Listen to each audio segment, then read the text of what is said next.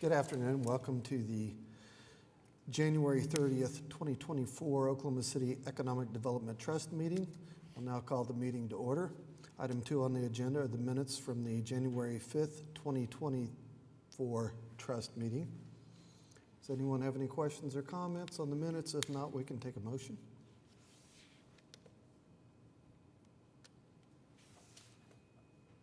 All right, we have a motion and a second. The item passes. Item 3 on the agenda is the ratification of claims. With no questions or comments, we can take a motion and a second on that as well. We have a motion and a second. Please vote. Item 3 passes as well. Brings us to item 4, items for individual consideration. Item 4A is a joint resolution certifying that Keep Quiet Movie LLC's proposed feature film project, Project Silence, approving an allocation not to exceed $26,129 in pay-for-performance film incentives. Ms. Simpson? Start by telling you where we are with the program. This is the 4th application so far, and I expect to have a 5th to present to you next month. As far as the allocation goes, we are, with this project, will leave us with a balance of about $1.9 million out of our $3 million, so we're about halfway through. Project codenamed Project Silence came to us at the end of the year. It is a small $800,000 budget film. They originally planned to film in Tulsa, and there were some complications, so at the last minute they brought everything back to Oklahoma City. They're housed out at Green Pastures, which has now become Filmmakers Ranch. Is the PowerPoint coming up? Small character-driven project. It has a name cast member. It's set on a native reservation, and it's basically a present-day crime drama. Filming dates are January 24th. They started last week. They wrap on February 16th. The producer and director actually filmed here in 2020 a film called What Josiah Saw, which was utilize the state rebate. This film also is utilizing the state rebate. They're hiring 93% of their crew locally, which we love to see. Of their $800,000 budget, their anticipated Oklahoma qualified expenditures are $522,584. This project, based on its 500,000 and above rank, qualifies it for 5%. So based on the expenditures that we believe we can qualify at $522,584, they will qualify at 5% of $26,129. And again, the things for consideration on this project, they're spending at least $500,000, a requirement in statute or in policy. 50% of the filming days are at Green Pasture Studios, which we also love to see because they're utilizing our vendor and their services. They're going to do post-production here, which is a bonus, which is all of the sound editing, picture editing, scoring, which is a sector of the industry we're really interested in growing, and they are utilizing the state rebate. They are hiring 150 people, and at 18 days of production, that translates to 2,700 work days. 93%, again, Oklahoma City residents. Total labor income that will qualify for our incentive is $290,420. 9 days at the sound stages and 100% of picture post-sound editing and mixing here in Oklahoma City.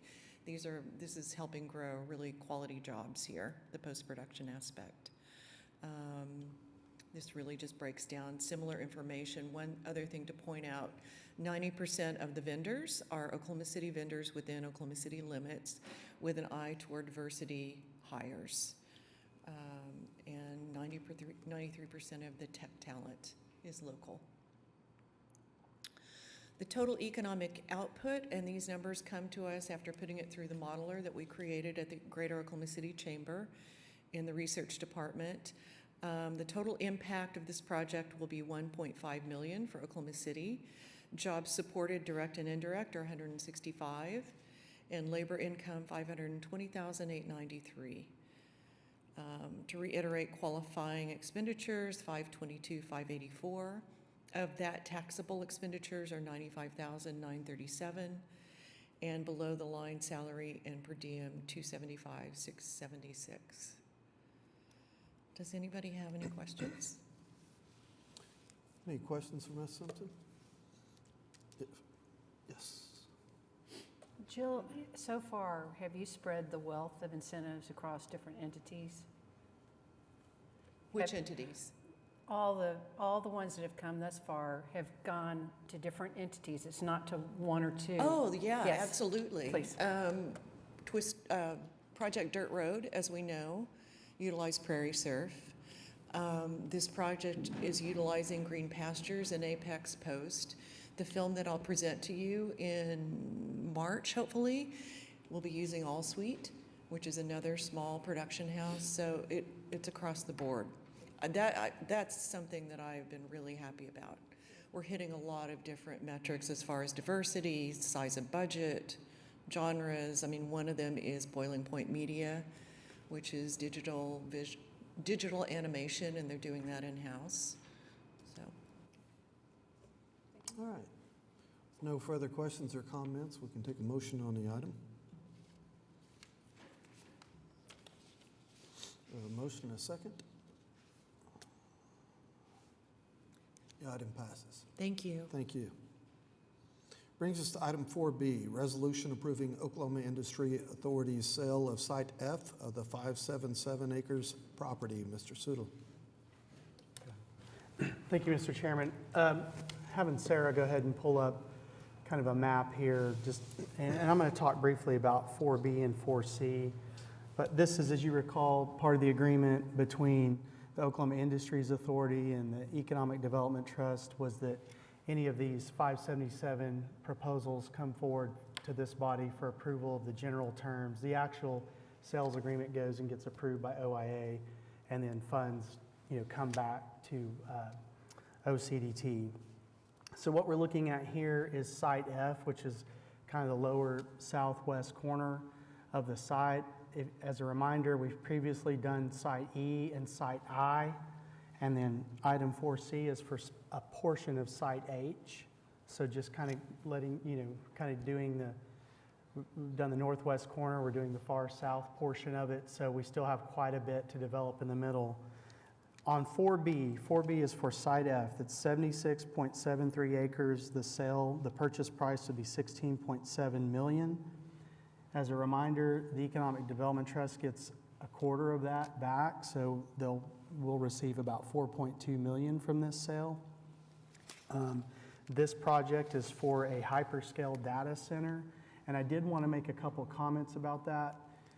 What we're focusing on, the majority of this site is really manufacturing. This is a strategic move in that this is different than just sort of a normal data center where there's no employees. This will have 100 to 125 employees, all paying a range between about $80,000 and $125,000 a year.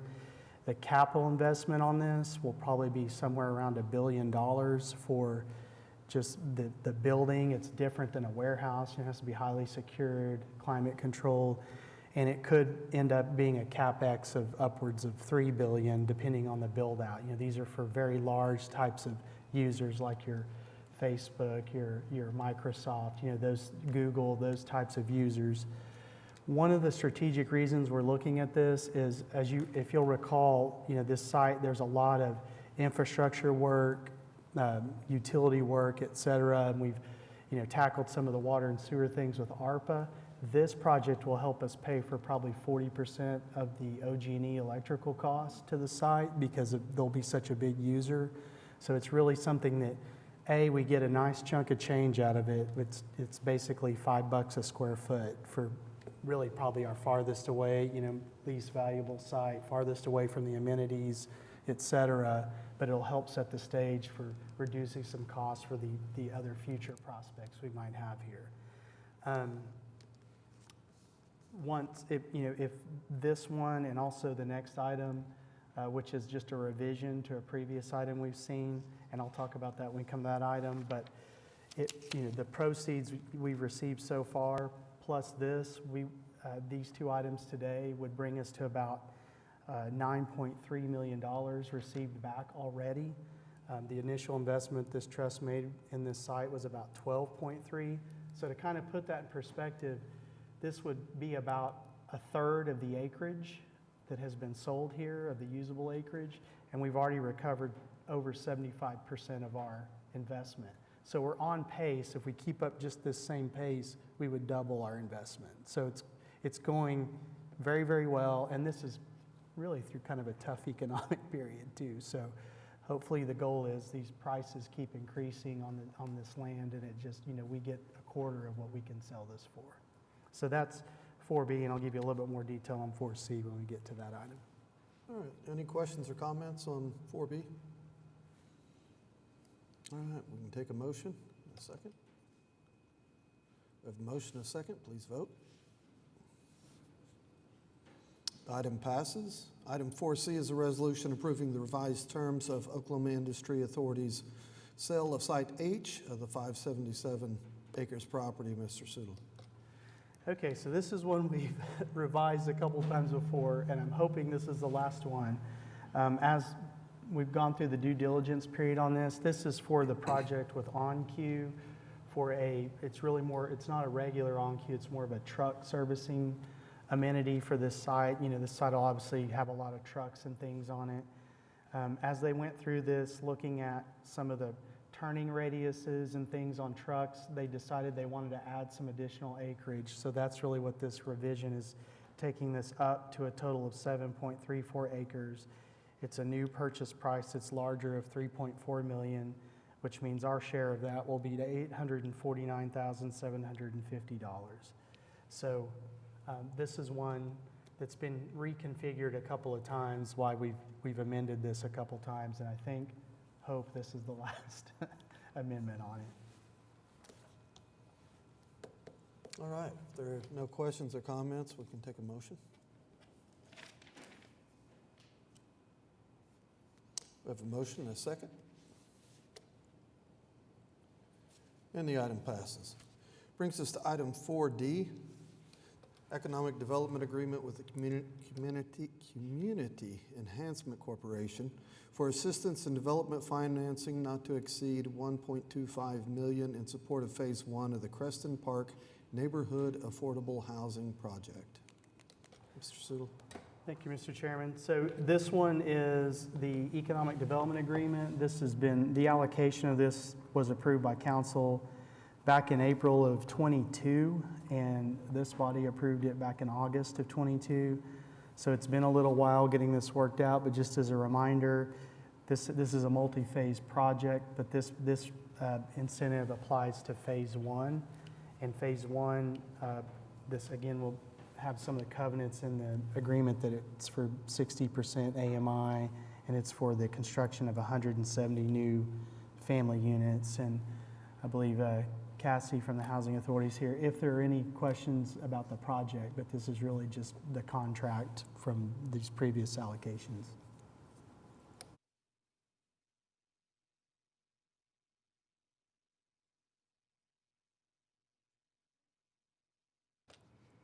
Mr. Chairman, I have a question. Yes. So far as this project, will this project receive any of the MAPS 4 funding from the homelessness? I don't believe so, but Cassie's here from the Housing Authority, can talk about that. Hello. Cassie, I'm with the Oklahoma City Housing Authority and Community Enhancement Corporation. So Phase 1 will not receive any of the MAPS 4 funding. Phase 2 has an allocation of, I believe it was just adjusted to $1 million. Okay. And there are 3 phases? Yes, right now there are 3 phases. Got it. Thank you. Any other questions?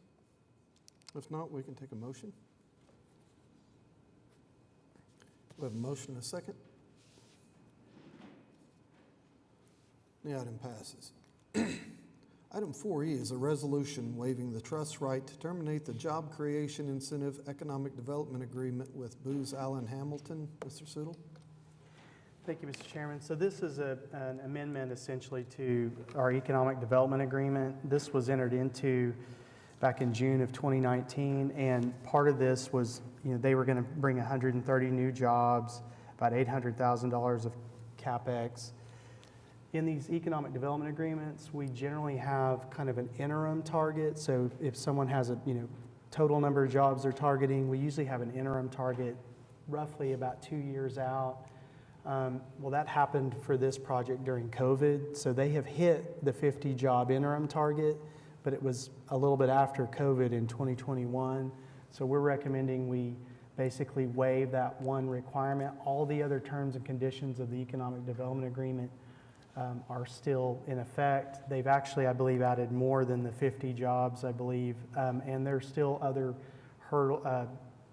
hurdles that they have to hit, meet requirements for growth in jobs over in different time periods. So nothing else is waived, it's just that one requirement, which is typically something we do to make sure folks are actually getting something started, but this was, a unique case of happening during the pandemic. All right, if we don't have any questions or comments, we can take a motion on that item. We have a motion, a second. The item passes. Brings us to item 4F, Oklahoma City Economic Development Trust Fiscal Year 2022-2023 Annual Financial Report. Ms. Jamison. Good afternoon. My name is Christy Jamison. I'm one of the assistant controllers from the Accounting Services Division. And I'm just going to give just a brief summary of the financial statements for fiscal year 23 for the Oklahoma City Economic Development Trust. The financial statements were audited by our external auditors, Allen Gibbs and Hulick, and they issued an unmodified opinion, which means it was a clean audit. Their report is on page 5 of the financial statements. And basically, they state that the financial statements are prepared in accordance with generally accepted accounting principles in the United States, as well as that the financial statements are presented fairly in all material respects. And there were no findings in the audit. For the trust, the net position for fiscal year 23 increased $15.9 million to negative $9.7 million. This was an increase from the prior year where the results were $25.6 million negative. And as typical for this trust, negative net position is typical because the trust does issue debt and it funds economic activities as well as sometimes participates in construction of assets that are then transferred to others that are maintaining the asset. For fiscal year 23, there was $18.5 million of assets that were transferred to the city. The majority of these assets were Project 180 projects that had not been previously transferred to the city. The debt for the trust at the end of the year was $219 million, which compared to $235 million from the prior year. This was down basically due to regularly scheduled debt payments and the fact that there was no new debt issued. The bond ratings remain the same as the prior year, AA plus from Standard & Poor's, and this reflects it's considered relatively low credit risk. There is more detailed information in the management's discussion and analysis. It's on page 9 of the financial statement, but I am more than happy to try to answer any questions you might have.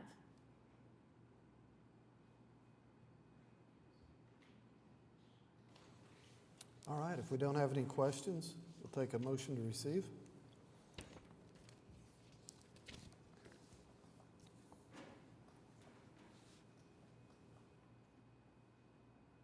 All right, we have a motion and a second.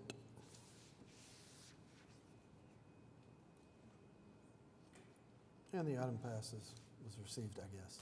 Thank you. Item 4G is the Oklahoma City Economic Development Foundation Retail Recruitment and Development Presentation. Ms. Tammy Fate. Hello, good afternoon. So today I just want to give you a quick recap of what we saw for 2023 on the retail landscape. So today we'll go over retail trends, sales tax reports monthly, developments that are currently underway, our retail recruitment ongoing engagement, and then the announcements that we saw either announced or under construction in 2023. I think the first thing that's really important to point out is retail is now the favorite asset class. So COVID really showed that retail is really a success and it's needed, and now office is looking for retail to help breathe some life back into the office market by using retail as a catalyst to amenitize some of those. So that's been really beneficial to see. Retailers are investing more in the physical store now versus online, and they're doing everything possible to get retailers or get consumers in the store, so shrinking return times to creating partnerships with other brands. Embracing technology, so some of the mall developers have launched platforms like Shop Now, and this allows, if you're looking for a specific item, that you can look across the entire mall platform, and you can look for a size 8 black boot, and it'll show every store that has that. So that's some of the things that technology has really allowed some of these retailers to do. And that's really changing the shopping experience and helping plan better for trips. The evolution of the tenant mix is really key. So many years ago, you wouldn't go to the gym, the supermarket, and shop all in one trip. And now you're seeing all that kind of blend together, and the consumer behaviors are changing pretty rapidly. And health and wellness is really here to stay. There's a lot of new concepts that are emerging in this sector. And then grocery is the dominant, stable sector. So a lot of developers, a lot of landlords really want grocery because it is such a big driver. The one thing that I heard over and over last year is the importance of partnerships, and this continues to be really a focal point for landlords, is really creating that win-win strategy and being strategic about who they put in those shopping centers and who the co-tenancy is. And then curating an environment retailers want to be in. So many years ago, retailers kind of went wherever they had to, but now they're becoming more picky and choosy, and really finding out what are the big traffic drivers, are there events that are being curated at that center. And I think that the new development, The Oak, has really done a great job in terms of creating that green space, placemaking, the art, the live units, the hotel, and then the food and beverage. So food and beverage is now an anchor tenant, so you're looking at food and beverage as like being a catalyst to really drive traffic for a development. And then size and scale is really important, so developers with multiple locations can really have leverage to position tenants easier, and this is really changing the shopping experience as well. So retailers were downsizing probably a few years ago just because of COVID and other things, and now they realize that they've downsized so small that they're trying to get bigger spaces again because it changes the way that the consumer wants to have the space and how that shopping experience is kind of played out. Resilience and adaptability is really key. So looking at the whole relationship versus just a transaction, engaging with those retailers early on to find out if there's exclusives in the center and what those exclusivities are. Because a lot of times people will say, well, why don't we have a particular retailer at a specific center? And a lot of times whoever is currently there has an exclusive where they won't allow somebody else to sell, let's say sporting apparel, or they won't allow another equipment, sporting equipment or something like that. So a lot of times it has nothing to do with the center as it does with the type of lease that they signed. And then enhanced security and loss protection. So centers need to have security in place to really protect retailers. Theft is on the rise, and retailers have to implement new policies and procedures. And luckily, this is not a big deal for us in Oklahoma City yet, but every retail trade show that I go to, this is a big topic, is talking about loss prevention and how to combat this for retailers. Retail vacancy is at an all-time low. So we were at the ICSC New York show in December, and Retail Advisor Services indicated that nationally we're at a 4.8% vacancy. Second generation space is really hard to come by, and then the cost for new construction is really challenging in this current economic condition with the interest rates what they are. So that's kind of a little bit of what we're seeing like nationally. And then AI is really taking shape and increasing even more. So right now they say AI is at $5 billion, and it's expected to increase to $31 billion by 2028. And retailers are using this for automation, loss prevention, sustainability, and really looking at how they can bring the cost down and supply chain optimization. I had the opportunity to moderate a panel out in LA, and one of the people that we were moderating the panel for was an owner of a major real estate technology platform, and they were saying that typically you spend 1% on research and development, but in order to be relevant, companies need to really spend about 7 to 8%. This next slide here shows the sales tax monthly overview. And we didn't have November and December because we changed this in from last month. And this is just showing you the major categories that are winners in terms of highest growth, which was hotel and restaurant, manufacturing, and utilities. From last year, we saw about a 3.5% increase in sales tax. And now I'll just kind of highlight some of the major developments that are underway in our market. I mean, the Oak has really gained a lot of attraction and attention. So with the announcement of Restoration Hardware, Our House, Capitol Grill, Marlin Bar, Pottery Barn, Williams-Sonoma, along with the Lively Hotel and the residential units. The half continues to take shape with the Andretti's go-kart racing, so 100,000 square feet experiential entertainment concept. And then also the developer has the south half, so now you have 100 acres right there off of 235. And they're working with a lot of out-of-state restaurants, kind of eyeing at this concept. So they have the ponds and the restaurants in that area. So that should be taking shape here pretty quick, I think, in terms of other new tenants that should be announcing. The Homeland at Rose Creek Plaza opened, as well as several new provision concepts that are announced that will be going at 164th in May. And then Boardwalk at Bricktown has made some national headlines with some pretty ambitious aspirations for Oklahoma City. So we continue to work closely with the developer on that in terms of their overall plan and what they're hoping to accomplish in Bricktown. Chisholm Creek welcomed Gordon Ramsay Restaurant, which is really elevating the restaurant scene in Oklahoma City. They're also going to be adding Spark, which is the social order concept that's at Sofitel Park. And then Dave's Hot Chicken will also be added to Chisholm Creek. Okana, just really being able to show, this is a resort-style destination, adds to the fabric of Oklahoma City and our storytelling capabilities of the close proximity this is to downtown and the connectivity that this is really going to change for downtown and for that whole I-40 corridor. Mustang Creek Crossing had a 280-acre development west off of I-40. They announced the Notes Live Theater, which is a 12,000-seat amphitheater, and there's other tenants that they are evaluating for this corridor as well. And then ongoing engagement, one of the things that I think is really important is the overall housing growth map. So we work really closely with the city planning department, and I'll show you a picture of the map later on in the slides, but this is really the most requested document that we get, is to show where the residential housing is, what's the potential developments, and people can really see what those rooftops look like. Site visits and tours, we had 11 new-to-market retailers come to Oklahoma City last year.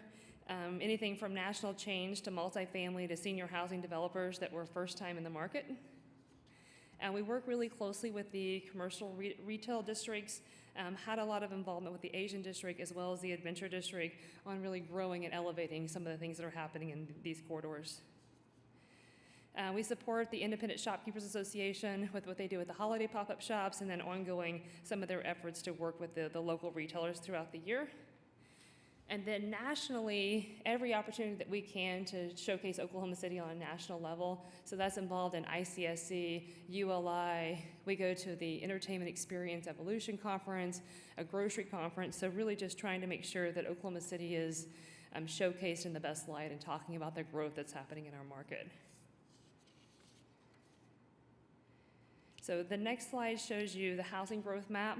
So this is the red dots indicate housing growth since 2018. The orange area shows the potential homes, and the tan color is a single-family housing built since 2018. And this map was updated by the planning department in the fall of 2023.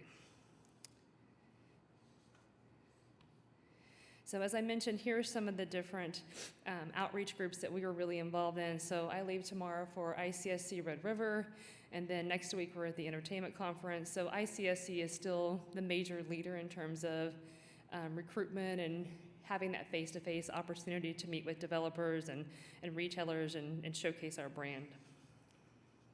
I wanted to point out too, our marketing team did a complete re-canvas on our booth. So last year we put all new graphics, new design, and updated all the material on the booth for ICSC.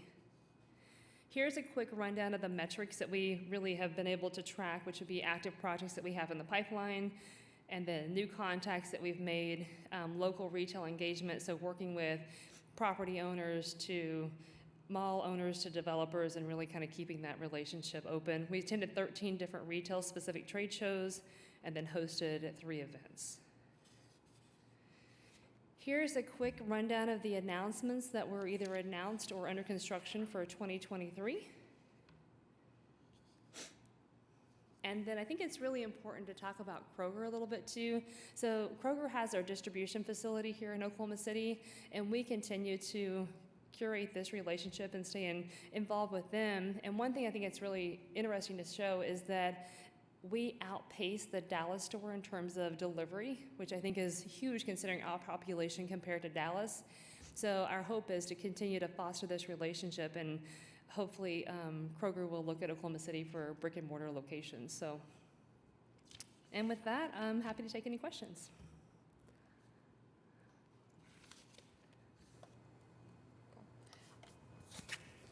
Tammy, I was just wondering on there, you had listed some leadership opportunities, or is that referring to the conferences, or is that something different? It's within the national organization. So we're involved, or I am ULI Next America. So it's nationally being able to elevate Oklahoma City nationally. So we moderate panels, discussions, go to the ULI spring conference, the fall conference, and then really engage with the Next Americas chapter. And then ICSC, really involved with the Red River. I was the planning chair for 2 years. This year I'm on the committee, so I've passed the baton to somebody else. And just really, anytime that we can elevate. So when we were at ICSC Las Vegas, we moderated a panel that talked about incentives and talked about what Oklahoma City's done, talked about the maps and what that's done for Oklahoma City. So just really getting our name out there and volunteering allows the gateway to open the door to meet developers and to retailers. Okay, thank you. Tammy, historically, Oklahoma City wasn't necessarily attractive to a lot of retailers because of density issues, and they didn't understand that we don't take an hour and a half to go 5 miles. We can get across town in 20 minutes. So have you seen, just in the last year at all your respective trade shows, an attitude shift? I think that the more I'm seeing is about the mixed-use development and really creating that master plan is really key. So having the walkability, having the art, having that one place. So when people talk about going somewhere, they go to a place, and then there's multiple concepts within that place, and creating, the safety, the events, and all those things. So just being out here on an island by yourself is probably not as beneficial as it is really creating that partnerships and clustering with like-minded tenants. So anything that we can do to really kind of bring home the collaboration and introduce, developers to brokers to concepts is really key. Mr. Chairman. Tammy, great presentation. I'm just thinking about sort of the end of 2023 and it's spilling into 2024, and I'm sure that you've read the headlines. You talked about food and beverages, commercial districts, vacancies. We've had a lot of recent closures of restaurants in the area. I think the last number was maybe 48 restaurants, many of which are locally grown and owned and operated. I was just trying to figure out what's going on in the market. I don't know if that falls in your wheelhouse, but what's happening out there? It does. So, I think that we're seeing a lot of new concepts. So even though we're seeing some that are closed, some of those are tired concepts, or maybe they are by themselves versus being in that mixed-use development or really being a part of a district. So I think concepts are evolving and changing, and having the staff to support some of those establishments is really tough. The cost of food has gone up substantially, so really that price point and making sure that you're changing your menu and changing things to really adapt to the current economic conditions is really key. Because we have people call all the time, and I have meetings set up later this week with some folks in Dallas area that are looking to kind of come this way and looking at opportunity for our market. So I don't think it's so much as a negative that we're seeing some of these restaurants shutter, as we are seeing just the changing of where they want to be and what that location looks like. And some of them might close, but then like they're opening in additional locations throughout the city and other places, so. I think what was an eye-opener for me when you juxtapose the closures with all the openings of the last 2 years, we've had a lot of new restaurants come into town. We have. We've had a lot of new, pretty high-end restaurants, I think, come in as well. And then we've had some like smaller local groups out of Dallas, because I feel like we're somewhat of an arm of Texas. I know people don't really like to consider us an arm of Texas, but they have so many robust concepts that have really looked our way and said, oh my gosh, why are we not in Oklahoma City? So, and they don't just want one concept because it doesn't make sense to only have one here, so they're looking at bringing 2 to 3 concepts to Oklahoma City. Good questions. Anybody else? I just have one more to follow up with that. With those, is that kind of where we want to stay in those particular areas with just ULI and the other one? Or would you have any hopes or wishes of any others that you could potentially be connected to? Are there any other ones out there that we might be considering? I think ULI. Or a good fit, maybe, sorry. For what? Or a good fit. A good fit. I mean, we go to quite a few. I mean, we're at 13 different shows nationally. So everything from Retail Live to the national shows of really I'm on product councils to all kinds of things. And then the ICSC, we don't just go to the Vegas show. We go to the Red River show. We go to Western Division show. So we have multiple times to really engage throughout the year and stay in front of people and talk about the success. And we have our iPad that's full of, you know, all the different projects and developments that are underway in Oklahoma City. So I think the more of just being persistent and being in front of people has been really key. Thank you. So thanks. All right, All right, thank you, thank Ms. you. Fate. Brings us to item 5 on the agenda, the General Manager's Report. Ms. McSpadden? Good afternoon. I just want to make a couple of quick comments. I would encourage you to take a look at our interest earnings for this year. And I want to let you know that we're watching kind of the market changes. We're working with our Treasury Department to work on a good investment strategy moving forward. And I did make some modifications to the TIF status report. I've added back a few completed projects to create kind of a running task list for Sarah and I, because we have a lot of projects that are completed but still have a lot of work involved in our office. So, and we're working on some changes to the GOLT status list as well, and those will come through hopefully next week or next month. Happy to answer questions. Thank you. All right, item 6 on the agenda. Any comments from staff? Comments from trustees? Did any citizens sign up this? No? All right, item 7, we are adjourned.